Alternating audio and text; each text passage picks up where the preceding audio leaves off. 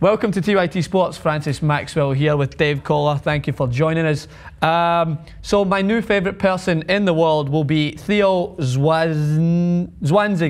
There you go, Theo Zwanziger, who is a representative, a German member of the executive committee of World Cup's governing body FIFA. And why is he my favourite person in the world? Because he's finally spoke out, which every human person in the world is thinking, that the World Cup should not be in Qatar. Apologies for my voice being raised. But anyway, Zwanziger said in an interview with Sport Bill Plus, I think that at the end of the day, the 2022 World Cup will not take place in Qatar. It's just it's common sense. It's just coming out there and saying no disrespect to anyone who is living it in the Middle East, and no disrespect to anyone who is from Qatar and feels it is a great city to host it. We're not talking about, we can get into details about the city as a whole, but what we're going to talk about is the world that we live in that is gradually getting hotter and hotter every day. And this World Cup set to take place in 2022. The temperature at this moment in time in Qatar is 102.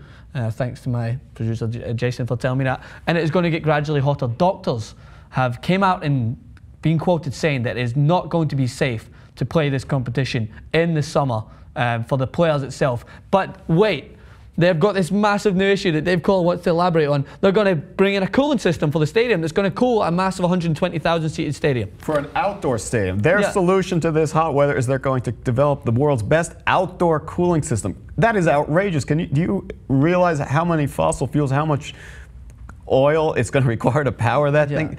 That is crazy. That's another reason. If that's what they're going to do, that's not a reason to do it there. It's another reason not to do it in Qatar. It's unbelievable. So Zwanziger actually said, doctors say, and I had insisted on this point on the protocol, that they cannot guarantee that a World Cup can be held in the summer in these conditions. The World Cup involves not only stadiums, there are fans coming from the four corners of the world who will be concerned by the heat. The first incident putting a life in danger will be subject to an investigation, and that nobody in the FIFA Executive Committee would want to reply to, especially who?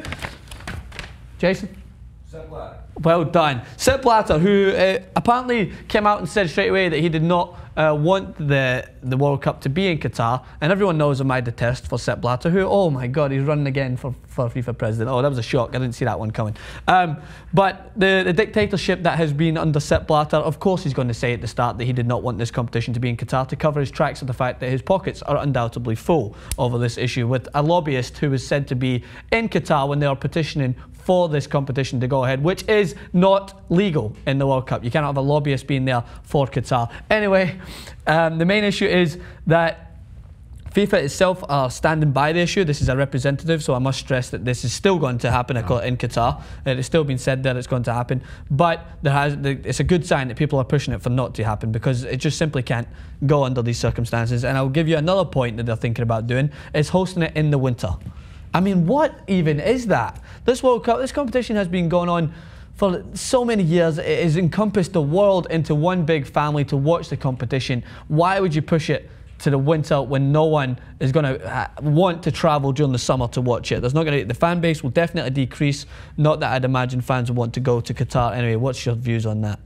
Well, the biggest problem of the winter is how it's going to disrupt the league, the European league. Absolutely. So that should be a non-starter right there. Yeah, I mean, it's just, and what I was talking to one of our a great host here on TYT, Dave Rubin.